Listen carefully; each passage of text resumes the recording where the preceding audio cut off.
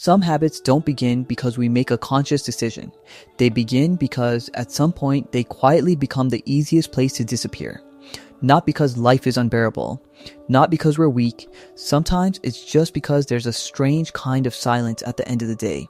You finish your work, your classes, or whatever kept your mind occupied, you put your phone down for a second. The room is quiet.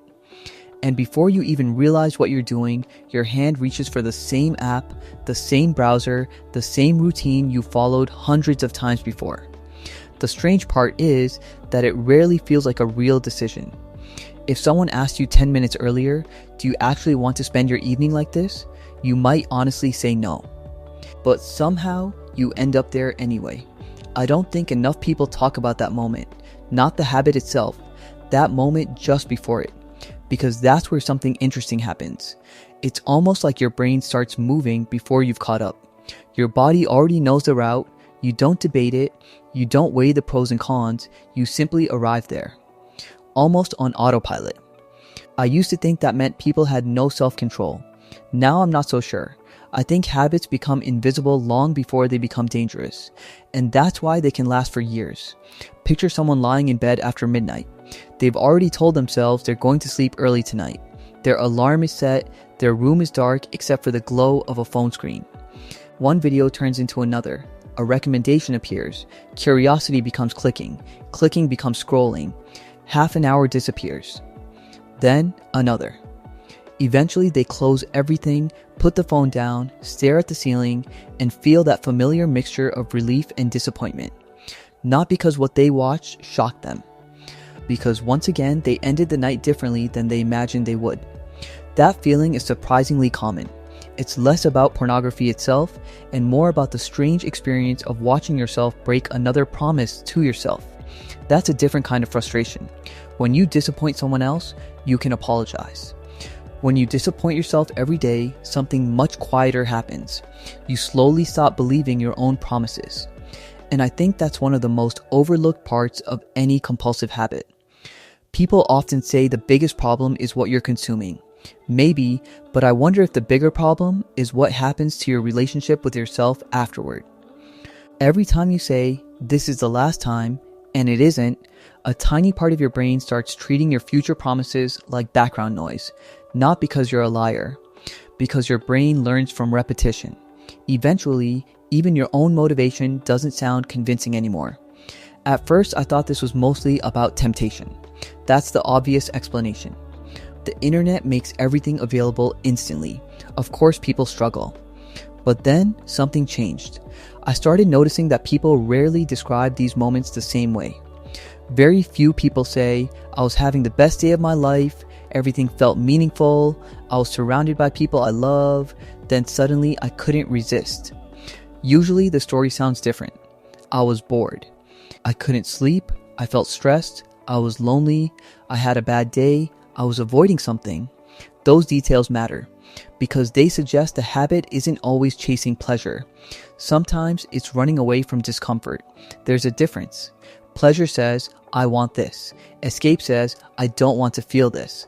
Those sound similar. They're not. One moves toward something. The other moves away from something. And modern life gives us endless ways to avoid uncomfortable feelings before we even recognize them. Think about how often we reach for our phones during awkward silences, or open social media while waiting in line, or play videos while eating because complete silence somehow feels strange now. We don't always notice we're escaping.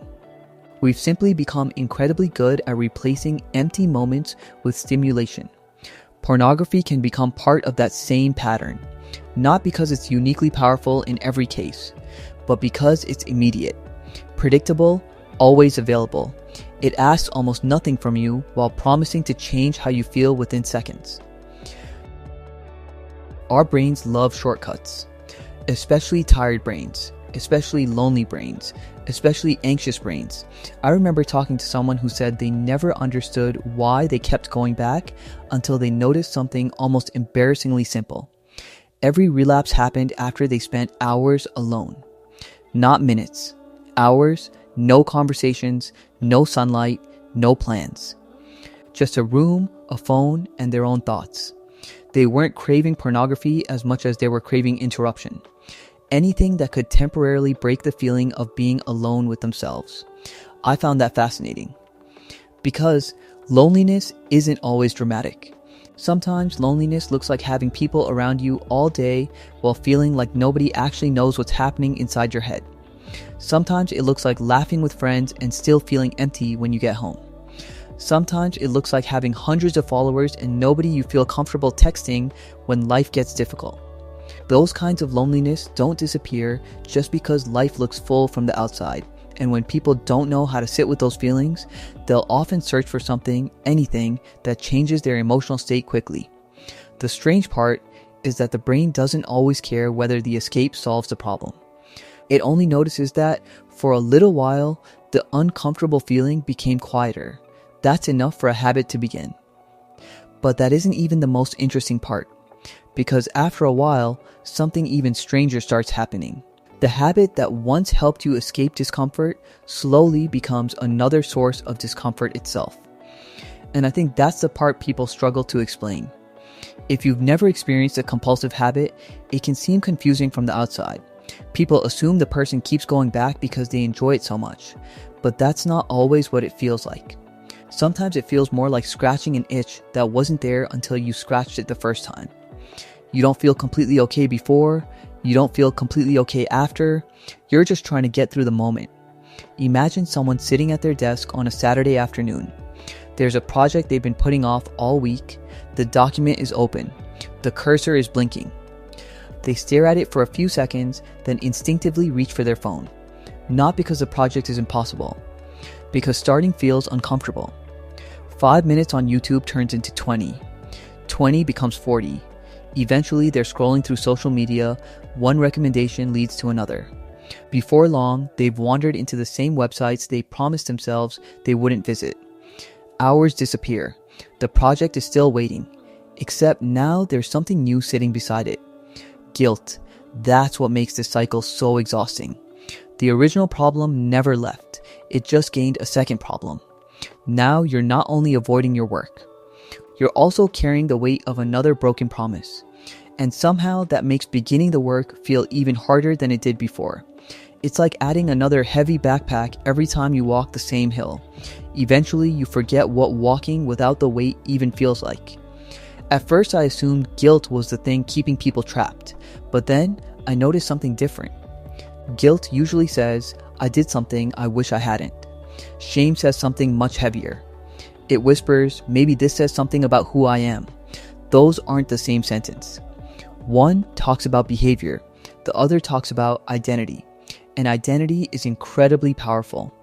Think about the language people use when they're frustrated with themselves. They don't always say, I made another mistake. They say, I'm disgusting, I'm broken, I have no discipline, I'll always be like this. It's amazing how quickly our minds can turn one repeated action into a permanent description of ourselves. Maybe that's because our brains like simple stories. If something keeps happening, we naturally start looking for a simple explanation. I keep doing this, therefore this must just be who I am. It feels logical. But human beings are rarely that simple. We're collections of habits, environments, emotions, relationships, memories, fears, and routines that are constantly interacting with one another. Reducing all of that into one harsh label usually tells us less about reality than it does about how discouraged we've become. I remember hearing someone describe it in a way that stayed with me. They said it felt like carrying around a version of themselves that nobody else could see. At work, they smiled. With friends, they laughed. With family, they acted completely normal. But every compliment felt slightly uncomfortable because they were secretly thinking, if you knew what I struggle with, you wouldn't see me this way. That sentence says a lot, not because it's objectively true, but because shame has a strange habit of convincing us that we're the only person carrying something invisible. The strange part is that thousands, probably millions of people are thinking almost the exact same thing. Yet everyone feels uniquely alone. It's almost ironic. A struggle shared by so many people somehow creates the feeling of being completely isolated. Maybe that's one reason shame survives. It grows best in silence. Not because silence creates the problem, because silence convinces us we're the exception. But then something changed in the way I thought about all of this. I stopped asking, why does someone keep failing? And I started asking, what keeps making this habit feel necessary? Those questions lead to very different conversations. One assumes weakness, the other assumes there's a reason, not an excuse, a reason. Sometimes that reason is stress, sometimes loneliness, sometimes anxiety. Sometimes it's simply exhaustion. Modern life asks our attention to do something almost impossible. From the moment we wake up, we're surrounded by things competing for our focus. Notifications, videos, music, messages, news, ads, algorithms that become better every year at predicting what will keep us looking at the screen just a little longer. Most of us don't realize how mentally tired we are because we've become used to that feeling. It's become normal. But a tired brain almost always looks for easy relief, not meaningful relief.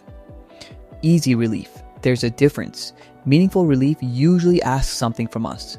A difficult conversation, a walk outside, exercise, journaling, learning something, calling a friend, getting enough sleep. Easy relief asks almost nothing. Just one click, one tap, one familiar routine. Our brains naturally drift toward whatever costs the least energy in the moment. That doesn't make us weak, it makes us human. The problem is that what feels easiest now often becomes a thing that quietly makes tomorrow more difficult. I still catch myself doing versions of this that have nothing to do with pornography. Sometimes I'll open an app without remembering why. I'll check my messages, close the app, then open it again 30 seconds later as if something dramatic could have happened in half a minute. It's almost funny when you notice it. My brain isn't searching for information, it's searching for interruption. That realization made me wonder how many habits are less about the thing itself and more about our growing discomfort with stillness. Maybe we've forgotten what it's like to experience boredom without immediately trying to erase it. When we were children, boredom often led somewhere unexpected. We built things, we explored, we imagined stories, we wandered outside. Now boredom lasts about 15 seconds before a screen appears. And if boredom disappears, something else disappears with it. The opportunity to hear what our minds were trying to tell us in the first place. Maybe that's why quiet can feel so uncomfortable now. Because quiet has a way of introducing us to thoughts we've been successfully avoiding all day. And if that's true, then breaking free from a habit isn't only about removing the habit, it might also mean learning how to stay in the room with your own thoughts again. Not because that's easy, but because the habit can only distract you from yourself for so long. Eventually, you're still there, waiting, and that leads to another question that I don't think gets asked often enough. If someone finally removes pornography from their life, what fills the space it leaves behind? I think that's one of the hardest questions to answer. Not because there isn't an answer, because most people never stop long enough to ask it. We tend to imagine habits as if they're objects. Remove the object and the problem disappears. But habits don't only take up time, they take up emotional space. An empty space has a strange way of demanding to be filled. Imagine someone who has the same routine every evening. They get home from work, they eat dinner, they sit on the couch, they scroll for a while. Eventually, they fall into the same pattern they followed for months, maybe years. Now imagine that one day they don't. They resist the urge.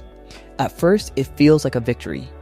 Then, 20 minutes pass. The room is quiet. Their phone suddenly feels heavier than usual. They keep looking at the clock. Nothing is happening. And that's exactly the problem. People often think freedom feels exciting. Sometimes it feels surprisingly boring. When you've repeated the same routine for a long time, your brain expects it.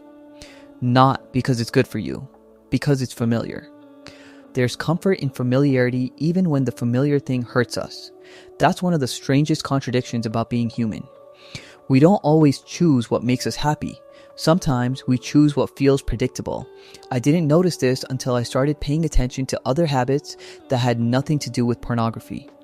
Think about someone who always checks their phone while waiting for the microwave, or someone who can't sit through a television show without opening another app, or someone who listens to podcasts from the moment they wake up until they fall asleep. None of those things are necessarily bad, but they reveal something interesting. We've become incredibly uncomfortable with empty moments. Silence used to be part of ordinary life. Waiting used to be normal. Walking somewhere without headphones used to be ordinary. Now, even a 30-second pause can feel like something needs to be fixed. Maybe that's why breaking a habit can feel so unsettling. It's not only the habit that's missing, it's the constant stimulation we've come to rely on. There's another pattern I keep noticing. Someone decides they're done. They delete apps, install blockers, make promises, write goals in a notebook. For a few days, everything feels different. They're determined. Then life happens. A stressful week, an argument, a sleepless night, an unexpected disappointment. And suddenly the habit comes back. When that happens, many people immediately assume one thing: I wasn't strong enough. Maybe something else happened. Maybe they prepared for temptation. They just didn't prepare for emotional exhaustion. Those aren't the same thing. It's one thing to resist a craving when you've slept well, eaten well, spent time with people you care about, and feel hopeful. It's another thing entirely when you've had 3 difficult days in a row and your mind is desperately looking for relief. Our emotional state changes what feels possible. I think we underestimate that. I remember a conversation with someone who described it in a way I hadn't heard before. They said, "It's never the first bad day that gets me. It was the second. Or the third." The first bad day still had hope. They believed tomorrow would be different. But after several difficult days, something inside them quietly stopped expecting things to improve. That's when the familiar habit started sounding reasonable again. Not because they suddenly believed it would solve everything. Because for a few moments, it would ask them to think about something else. That stayed with me. It made me wonder how often we confuse giving up with becoming emotionally tired. Those aren't the same thing. Sometimes people don't stop trying because they no longer care. Sometimes they stop because carrying hope starts to feel heavy. But there's something even stranger. The habit often survives long after the original reason for it has disappeared. Maybe someone first discovered pornography during a lonely season of life. Years later, they're no longer lonely in the same way. Their life has changed, their circumstances have changed, but the routine remains. It's almost like an old road that's still there even after the town it connected no longer exists. Our brains become efficient, they build shortcuts. The more often we travel the same mental path, the easier it becomes to walk it without thinking. That's true whether the habit helps us or hurts us, which is why so many people say things like, "I wasn't even thinking. I don't know why I opened it. It just happened." Of course, it didn't literally just happen.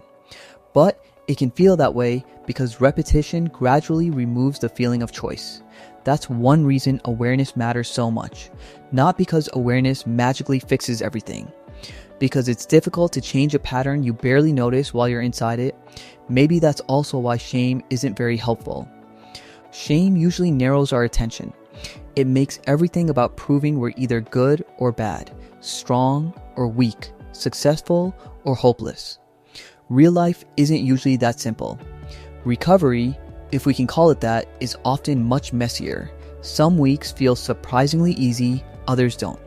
Some days you'll wonder why the habit ever had so much power. Other days, you'll feel like you're starting all over again. That doesn't necessarily mean you've learned nothing. Progress rarely moves in a straight line. It's more like learning a new route through a city. At first, you constantly take wrong turns. Then one day you realize you've gone an entire afternoon without needing to think about the old road. Not because someone erased it. Because another path slowly became more familiar. I like that image because it feels honest. Most lasting change doesn't happen through one dramatic decision. It happens through hundreds of ordinary moments that barely seem important at the time. Choosing to go outside instead of staying in your room. Replying to a friend's message instead of ignoring it. Going to bed before you're completely exhausted. Leaving your phone in another room for a while. Not because those things are magical. Because they slowly teach your brain that comfort can come from places other than the routine it's depended on for so long. And maybe that's the real challenge, not simply learning how to say no. Learning how to build a life where you don't have to say no quite as often because there are finally other things that genuinely compete for your attention. The strange part is that this has very little to do with becoming a perfect person. It has much more to do with becoming a more connected one. connected to other people, connected to your own emotions, connected to your days instead of constantly trying to escape them. Because when life begins to feel more meaningful, even in small, ordinary ways, the habits that once seemed impossible to leave behind often start losing something they quietly depended on: your emptiness. And that brings us to one final idea that I think changes the entire conversation. Maybe the goal was never to become someone who never feels tempted. Maybe the real goal is becoming someone who no longer needs a habit to escape their own life. I keep coming back to that idea because it changes the question. For a long time, I thought the most important question was, how do people finally stop? Now I wonder if a better question is, what kind of life makes the habit feel less necessary? Those sound similar. They're not. One is obsessed with fighting, the other is curious about understanding. Picture someone walking through their apartment after a long day. Nothing special happened, no huge achievement, no life-changing moment. They make dinner, they water a plant that's somehow still alive, they reply to a message they've been putting off, they read a few pages of a book before bed. From the outside, it's an ordinary evening, almost forgettable. But I think we underestimate ordinary evenings. We spend so much time waiting for dramatic turning points that we overlook the quiet days where our lives are actually built. Most of life doesn't happen in the big moments. It happens in the small routines that nobody posts online. One thing I've noticed about the internet is that it loves dramatic stories. Someone wakes up one morning, everything changes. They're suddenly disciplined, confident, focused, a completely different person. Real life rarely looks like that. Real life is usually much less cinematic. You have a good week, then a difficult day, then another good week. Then you realize you're reacting differently to situations that used to overwhelm you, not because you became a different person overnight, because you've slowly become more familiar with yourself. That's a quieter kind of progress, maybe a more honest one.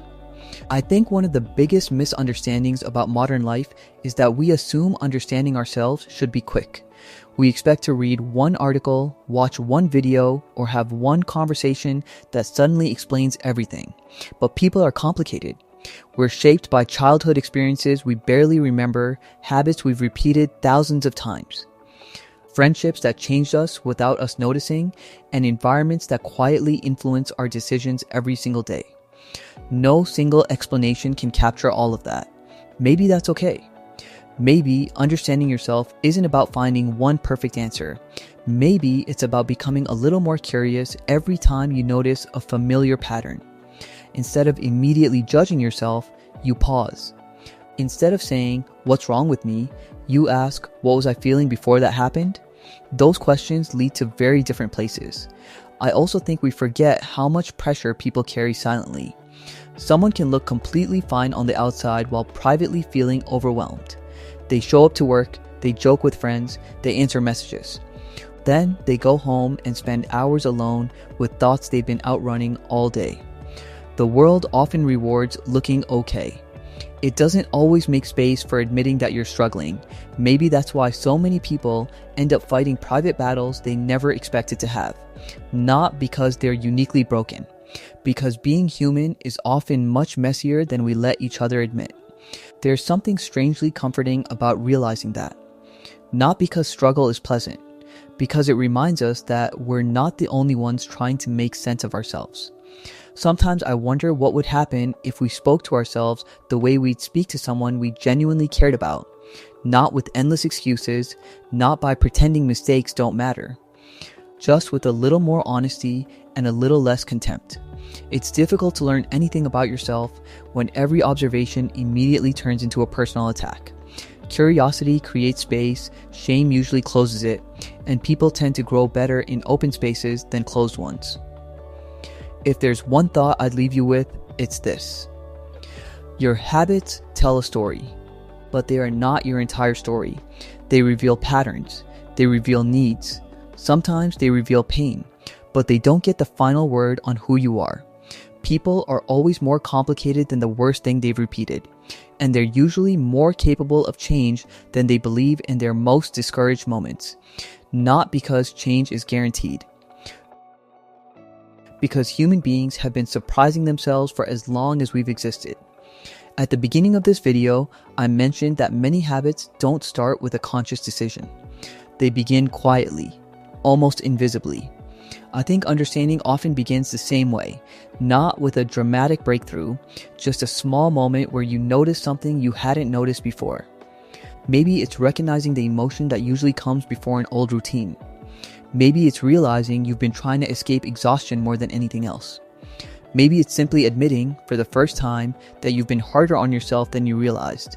None of those moments look impressive, but they're often the moments that stay with us, long after the video ends, long after the screen goes dark. Because sometimes the most meaningful change doesn't begin when someone gives us the perfect answer. Sometimes it begins when we finally ask ourselves a better question. And maybe tonight, that's enough.